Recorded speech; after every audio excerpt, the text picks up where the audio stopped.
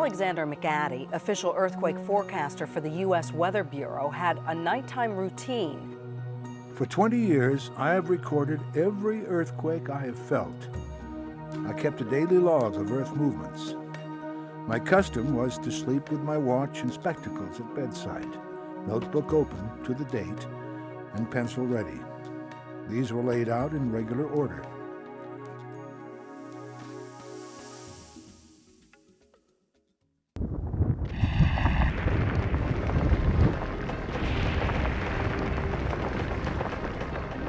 My record of 1906 April came in a frenzy. The first shaking was incredibly strong, lasting over 40 seconds.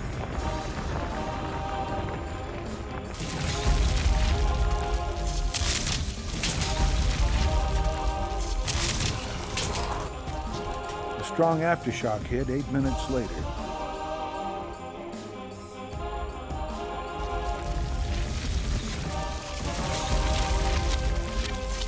Another aftershock at 5:25 in bedlam rain.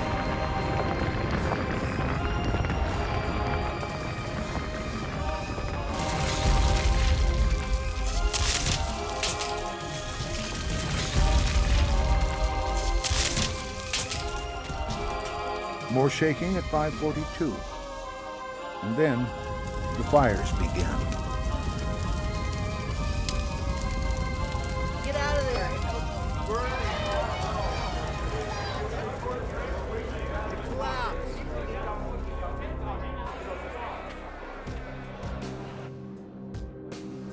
The Temblor of April 18, 1906 came out of the sea just offshore from San Francisco. Moving northwest and southeast at more than 7,000 miles an hour, it had an explosive power equal to more than 7 million tons of TNT. In this great violent movement of the earth, tremors unleashed almost unimaginable devastation. Streets buckled and humped into undulating waves and split open into deep gashes. Buildings, wood and concrete and glass collapsed, shattered, crushed, twisted, tangled, and crumpled so that sidewalks were impassable. Gas lines and water mains ruptured, sewer pipes smashed, electricity gone, trains and trolleys stopped, no post or telegram. People died, pinned beneath the wrecks of buildings, and the tremors wouldn't stop. On April 18th, there were 135 aftershocks. The fires that followed were even more destructive. Without water, fire could not be stopped. For 3 days, San Francisco was a blazing inferno. People think of April 18, 1906 as the Great San Francisco Earthquake and Fire, but it really was a Northern California quake, ripping apart the earth over a distance of nearly 300 miles. It was felt as far north as Coos Bay, Oregon, as far south as Los Angeles, as far east as central Nevada, a distance of nearly 200,000 square miles. It was registered on seismographs all around the world, including London, Tokyo, Moscow, and Cape Town, South Africa.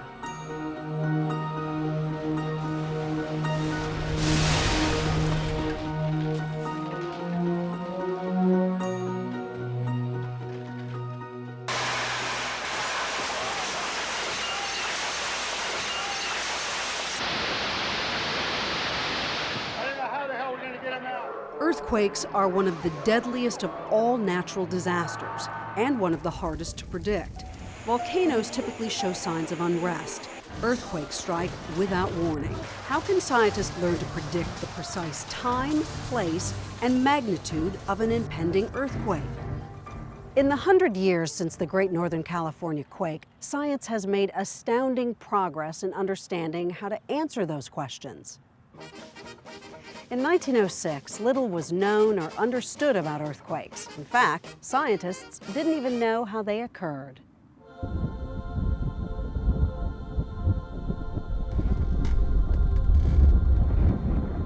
The earliest records of California earthquakes were made by padres running the missions. The Catholic missions ran south to north in California. Their adobe brick construction often crumbled due to earthquake shaking. Upkeep and maintenance of the isolated missions depended in part on careful record keeping to ensure a reliable flow of supplies and support from the Vatican in Rome. Following on that, we really didn't have a lot of information until the time of the gold rush, when many more people came to the area. Newspapers rose up all around, and they recorded many earthquakes and kept careful accounts. And that was sort of what seismic record keeping was until about the end of the century. In 1887, the first seismometers were actually brought to the Bay Area, very early models, and they were brought here by astronomers from Lick Observatory who were concerned about how all these Earth movements were affecting their astronomical observations. In the 1906 earthquake, the seismometers around the Bay Area went off scale, except for the one at the Lick Observatory, and that's actually our first strong motion, that is strong shaking record of an earthquake. The first real records of earthquakes were actually kept by people interested in earthquakes, and one of those, and probably the best, was Alexander McCady. He was with the U.S. Weather Bureau. He'd been interested in earthquakes. He came to this area and started noting when they occurred and what their effects were. What followed the April 1906 quake was really the beginning of earthquake science in the United States. Each person is going to be responsible for reporting on their own region and getting this data together so we can figure out exactly what happened here. 3 days after the earthquake, with the city of San Francisco in ruin and damage and destruction all across Northern California, the governor ordered the formation of an earthquake investigation commission to look into the scientific origins of the earthquake, the destruction it caused, and to come up with some answers. The scientists realized they had never seen anything like this before and were inspired to comprehensively study the quake. They realized they needed to gather every shred of information, every remote piece of data. Many of the important things that they collected were the things that one can see just by directly walking out and looking at the fault or looking at structures that were damaged. What was the nature of the movement of the fault? How much did the fault move? What are the consequences of the shaking of the ground in places of different soil types? More than 20 scientists contributed. They studied every seismic report from around the world. They interviewed eyewitnesses. They recorded every visible crack in the earth and every destroyed building. They even looked at 8 years of tide gauge records prior to the earthquake and 1 year after. And they discovered and walked every inch of the San Andreas Fault, from southern to northern California, about 700 miles. That commission was chaired by Andrew Lawson, famous geologist at UC Berkeley, and they produced a monumental report on the earthquake. The report of the California Earthquake Investigation Commission is referred to informally as the Lawson Report. The report came out in 1908 and is still in use today. It's one of the most important scientific compendiums of an earthquake and provides a rich basis for earthquake research even today. Modern technology has given today's scientists the opportunity to reinterpret the Lawson Report and find out more about what actually happened in 1906. Information they unearth can help forecast inevitable California quakes and help save lives when they occur.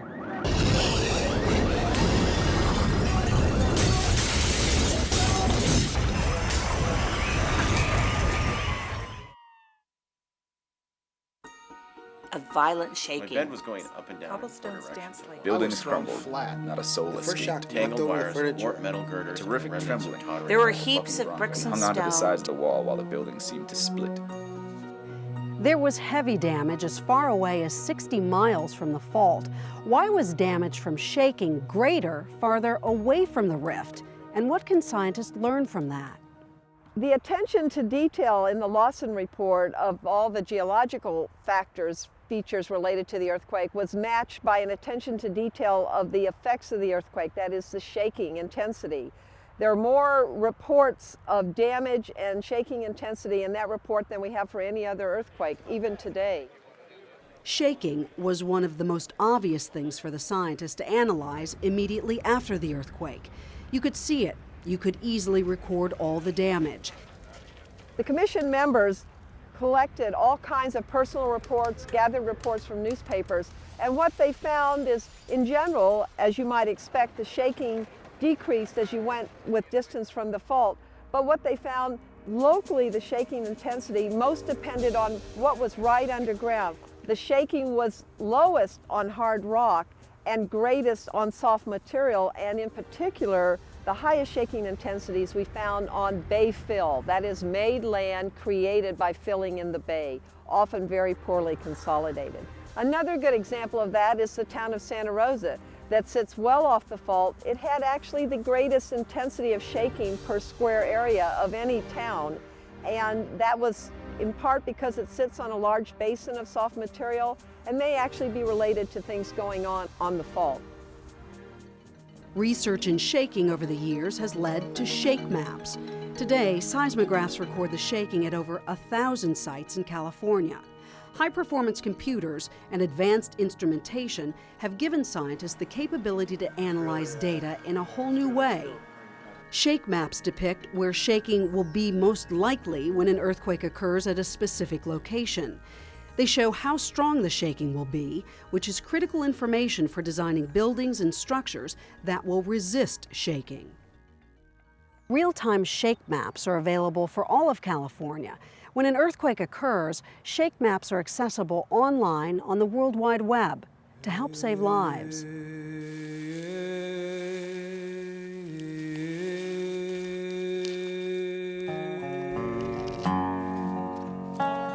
In 1906, the San Andreas Fault ruptured to the ground surface, and scientists were able to go out and map it along the entire length of the rupture, which went from near San Juan Bautista for almost 435 kilometers all the way up to Shelter Cove. Up until recently, aerial photographs like this were the best technology that we had for making maps of the fault. And you can see in this area, we have a very dense redwood forest cover over the fault, and it's very difficult to see very clearly where the fault is. We now have a new technology called LIDAR, that stands for Light Detection and Ranging, and it involves an airborne mounted laser that sends energy down and allows us to create an image of the ground surface. We actually get two images from LIDAR. We get the image of the canopy top, which is shown here, very similar really to the aerial photograph. But what's great about the LIDAR is that you can create an image of the ground surface underneath the trees, so that using the computer you can actually strip away this forest cover and you can see what's actually there beneath the trees, and you can see the San Andreas Fault very, very clearly. Right now we are standing right there. We can use these images to help us pinpoint likely locations of good trench sites where we can do detailed studies that allow us to determine the timing of prehistoric earthquakes, that allow us to determine how fast the fault has been moving through geologic time.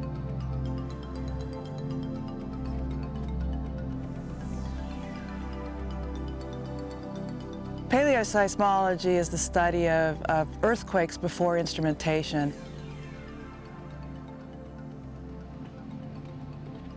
Well, one of the things we do to study active faults is to put trenches across them. And these trenches basically they're books for reading the past. The top of the trench is the present-day ground surface. We look down through the trench, we see different layers. Each layer represents a period of time, and we can really read the Earth's history going back in time. This is the longest record of earthquakes on the northern San Andreas Fault that's ever been studied.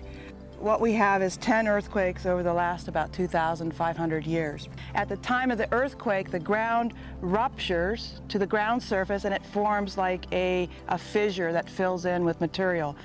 The fissure then fills up with material on top of it in a flat-lying way. And by looking at the fissures here, here's a big fissure, and it was capped by the sediment on top of it. So we're able to date the fissure fill and the sediment on top of it to bracket the age of the earthquake. The idea is to build up an inventory of the times of past earthquakes to see if there's a pattern, to see what kind of variability there is, and to use this information in helping us to forecast when the next one's going to happen. Recent earthquake forecasts have been based on data from trenches like these across a number of Bay Area faults.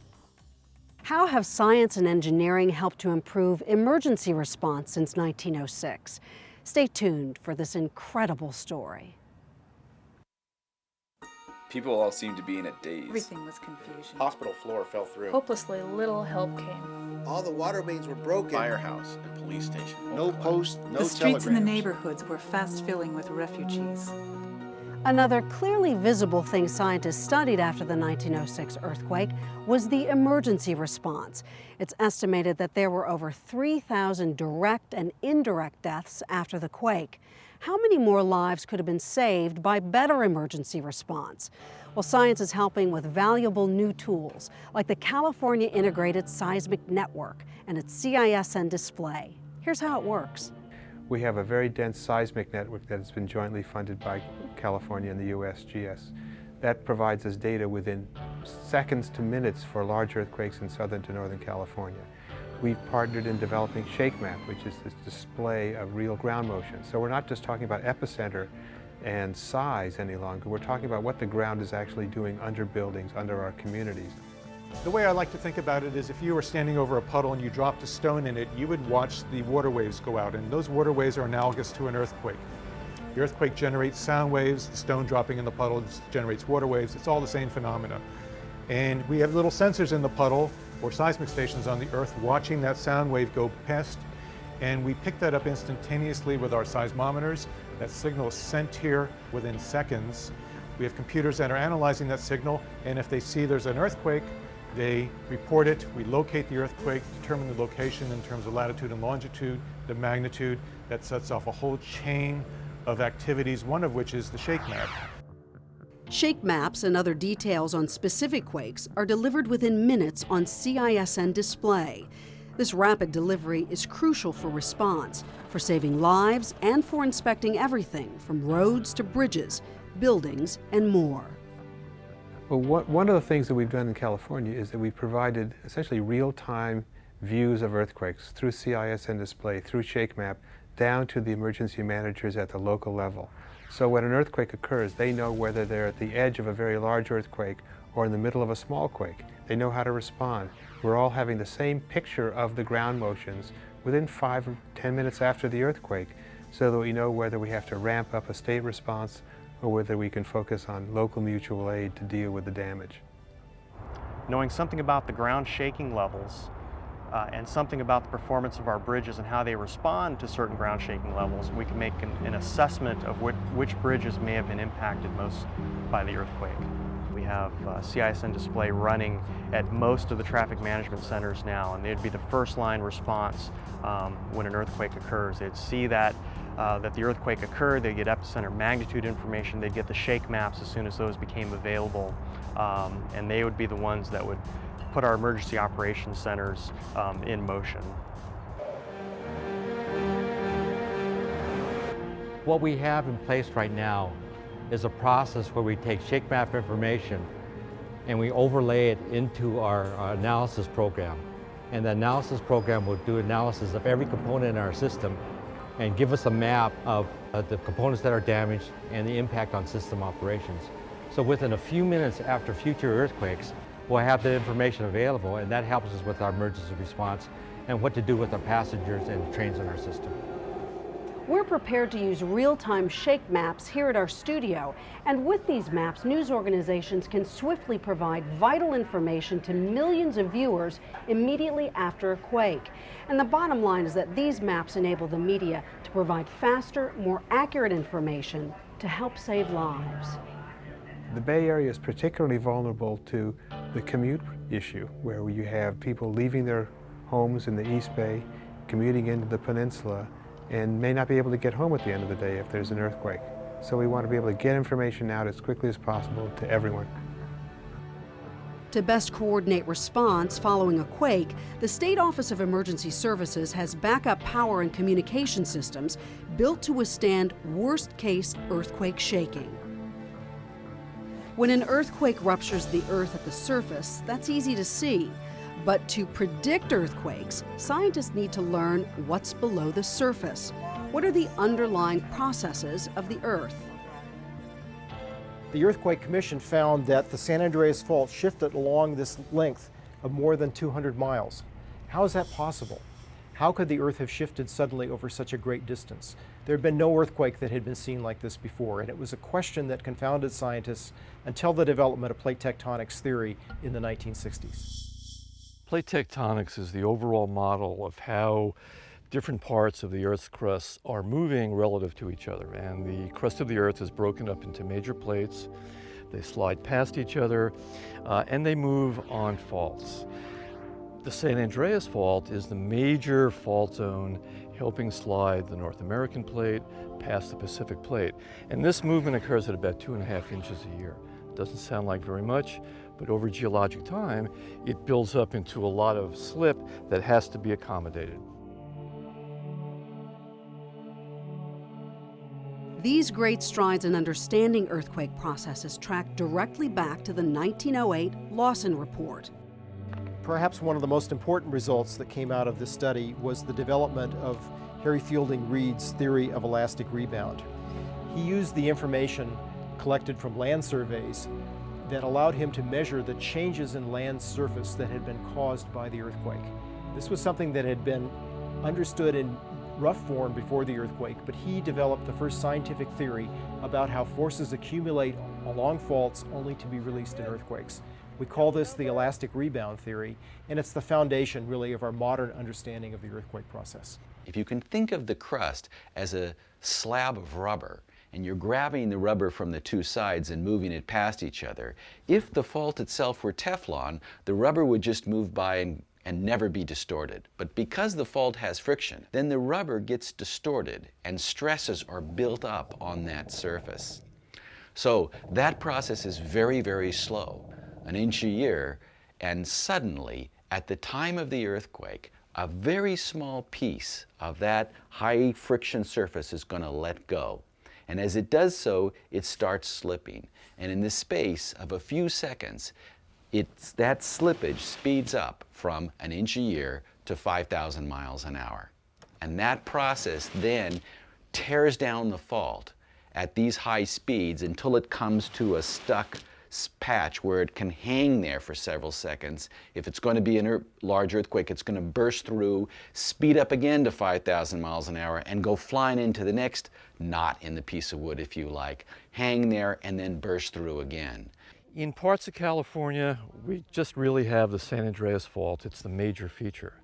But in places like the Bay Area, the fault splays. It's like the trunk of a tree. It comes into the Bay Area, big branches come out. These are the major faults like the San Gregorio and the San Andreas and the Hayward and Rogers Creek, the Calaveras, the Concord Green Valley. And they accommodate most of the movement. And then even little faults come off of them, and they're like smaller twigs. Each different size fault produces different size earthquakes. And here in the Bay Area, we have many faults of different sizes spread out across the entire region. Each of those faults could produce a damaging earthquake. In fact, taken together, we think a damaging earthquake is nearly twice as likely to happen as not over the next 30 years. Earthquake information for the Bay Area, California, and worldwide can be found at quake.usgs.gov. Menu items link to things like Did You Feel It?, shake maps, and the Earthquake Information and Preparedness Handbook, Putting Down Roots. Science now gives us all a way to clearly see and understand the earthquake risk in our own lives. We looked down to City Hall.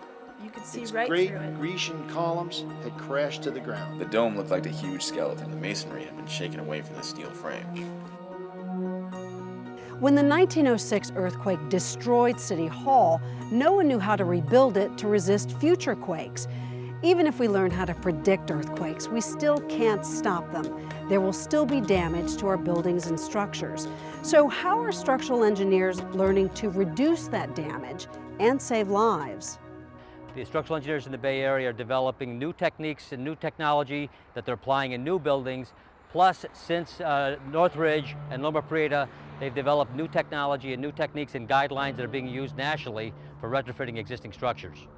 This building incorporates two new techniques for steel frame buildings, a dog bone joint system and an eccentrically braced framing system, and both of these systems were developed in detail so that the building can absorb and deform without failing, without falling down, without killing people.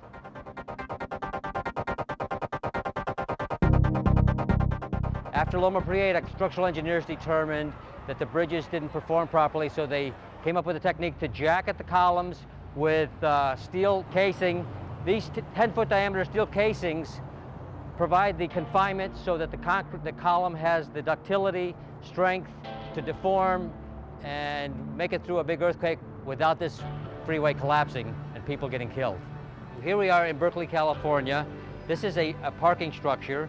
What the structural engineer did to retrofit this building is he put the lateral system on the exterior of the building, and this is a conventional solution where they use a concentrically braced steel frame to protect this building from falling down in a big earthquake. In the last 20 to 30 years, engineers have made buildings a lot safer. But once structures are built to keep everyone alive, the question is, can engineering save the building? In our region, there are hundreds of thousands of buildings at risk.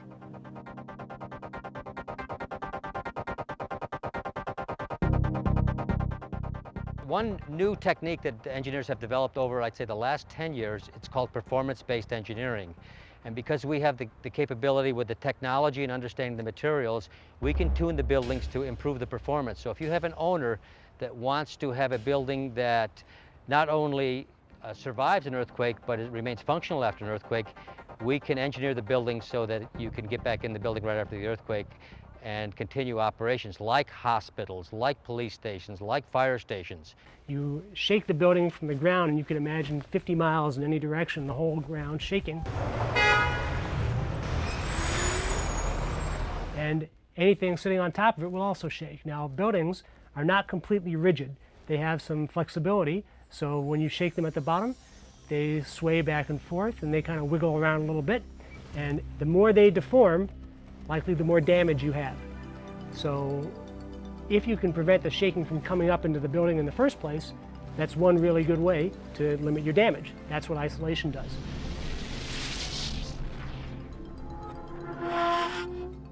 Imagine if you could, if we could somehow float the building up above its foundation and separate it like that.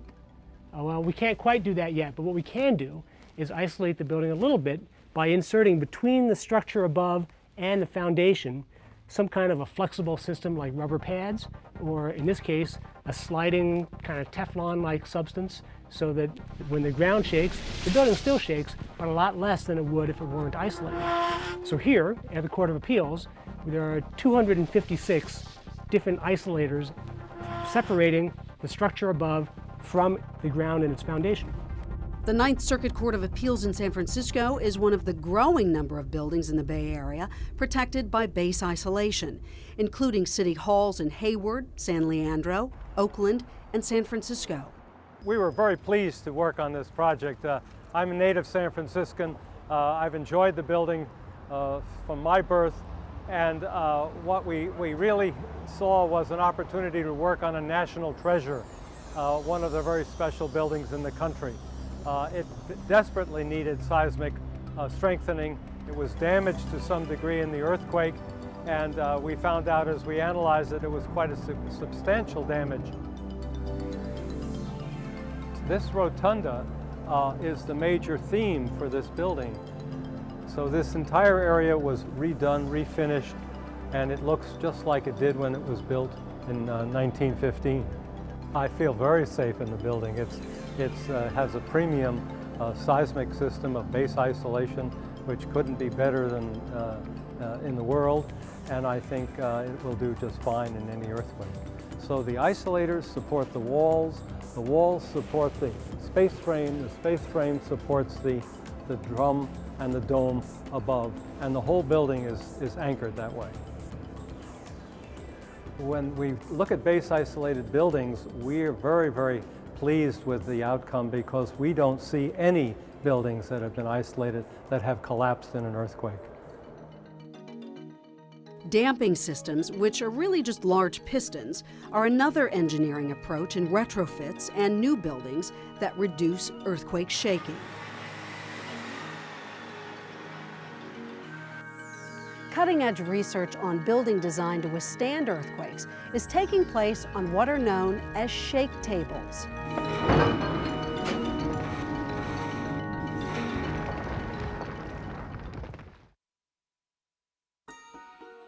Hopelessly little help came. Market Street was A terrific trembling like a 25 feet deep. Men were just too The far 3 gone. lower floors were completely crashed. Buildings crumbled. Not a Automobiles were soul doing escaped. ambulance duty, carrying the wounded and the dead.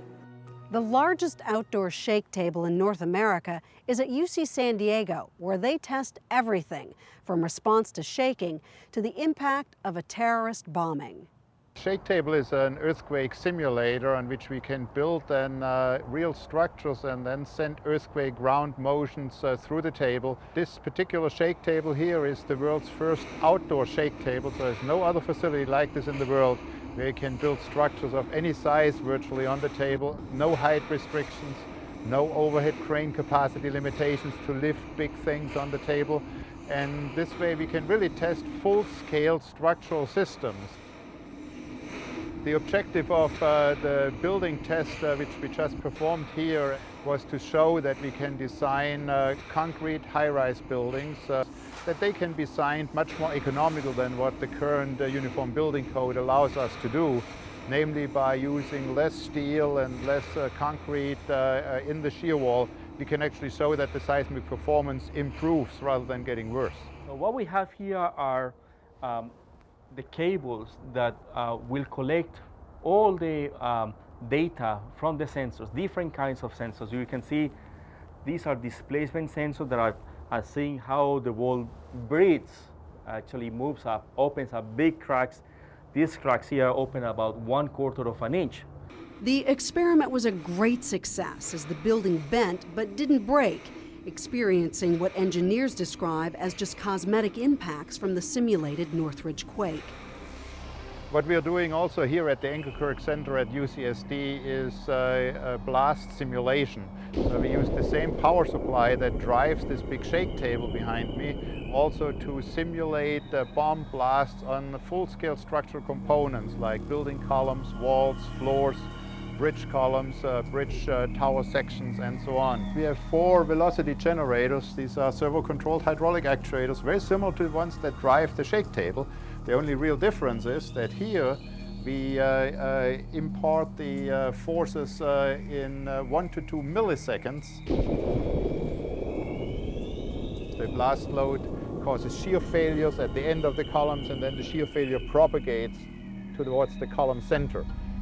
Now when we take these S-built columns and wrap them, for example, with carbon fibers like you see here, and then we put the same blast load on, which we had put on the columns in the back, you can see here the columns that they're almost perfectly straight after the test, just the very top of the column failed a little bit.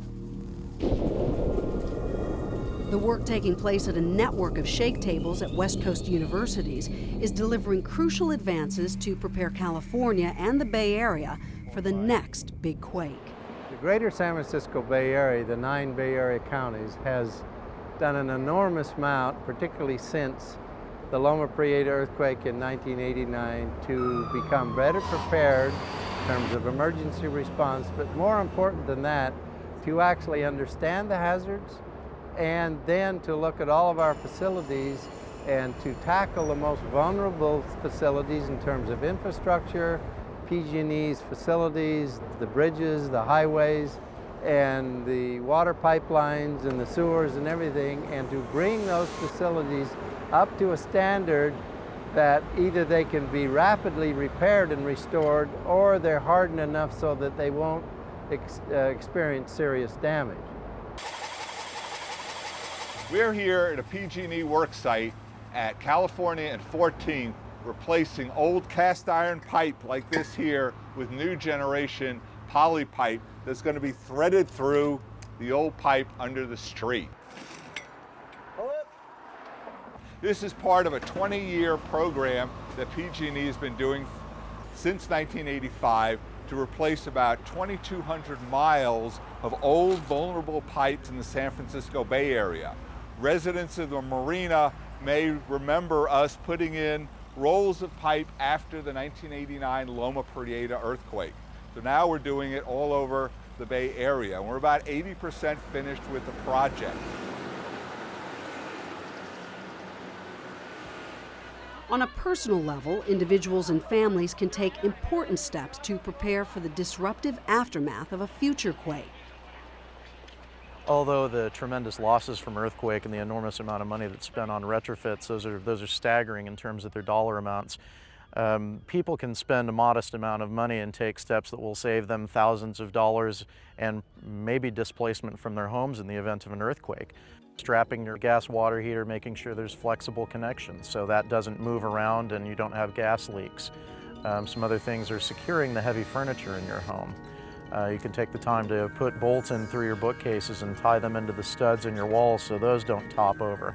Taking care of these non-structural items, taking care of these things that are priceless and can't be replaced, like grandma's china and things like that. Those things need to be secured with quake wax. Those are losses that we can easily prevent in a more typical moderate quake. Big heavy TVs like we've got these days, flat panels and big screens, those can do a lot of damage both to property and to people if those fall over on top of you during an actual event. Materials for securing items in homes or businesses can be purchased at most hardware stores, and pre-made disaster kits are available through the American Red Cross. Please be ready to take care of your family, and not just a kit, not just a trash can with some water and some food and some expired prescriptions in it, but please think about everything that you're going to need to be able to stand on your own for 72 to 96 hours.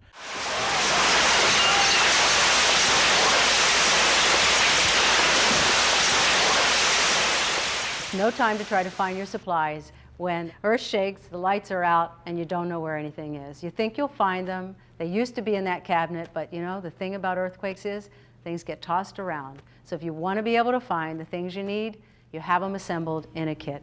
Have the supplies you need where you need them, at home, in the car, in your workplace. And also not just to have a kit, but to have a plan. How are you going to contact each other when these things happen? If I'm at work in San Francisco and my wife and kids are in the East Bay, how will I find them when the cell phones don't work anymore?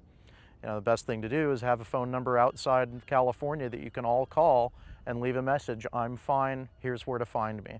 These are critical things, and basically you need to take a look at your life and say, if I had no power, no water, no communications, what would I do?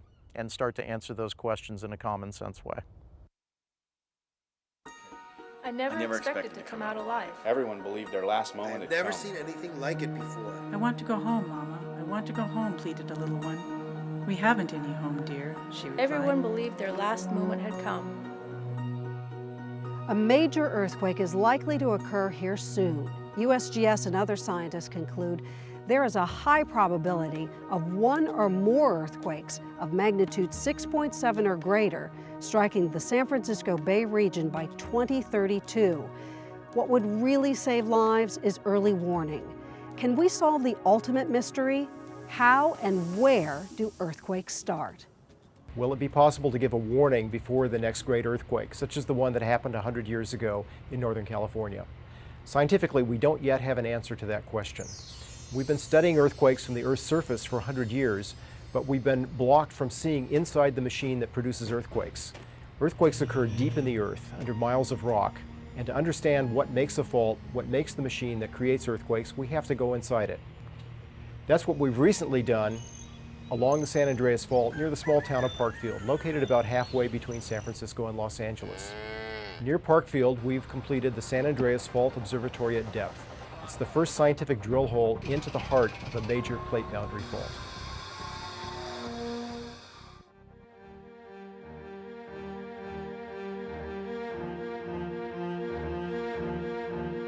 SAFOD is part of the larger National Science Foundation effort known as the EarthScope Initiative. This is about understanding what makes the San Andreas Fault Zone tick. Why do earthquakes start? Are they predictable? What causes them to rupture to the surface and sometimes grow into really big earthquakes?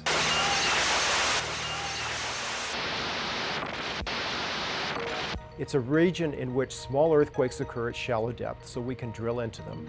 And these small earthquakes have a remarkable property. The same earthquake happens on the same part of the fault time and time again. We're drilling into earthquakes that are about the size of a football field. That's the area that ruptures in these small earthquakes, about magnitude 2, and they recur every year or two.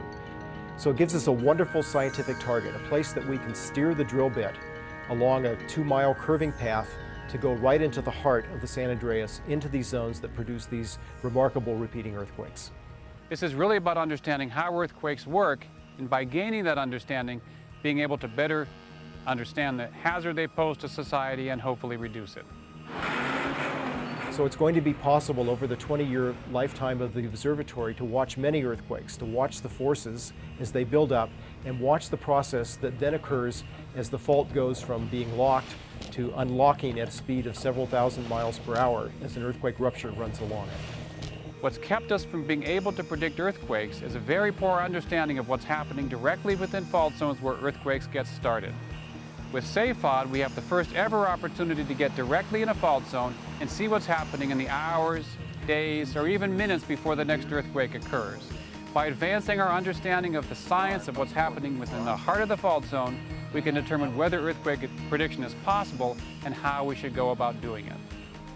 The SAFOD project's continuous monitoring of an active fault is a major advance in earthquake science.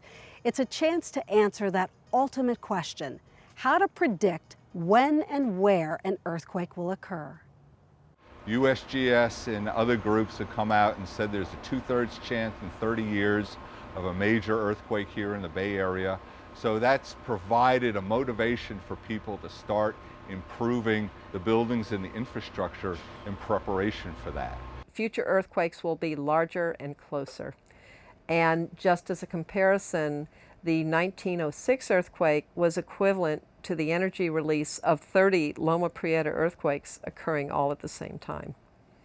In the long term, the way that we're going to be prepared for future earthquakes in California is by having structures that will resist their forces.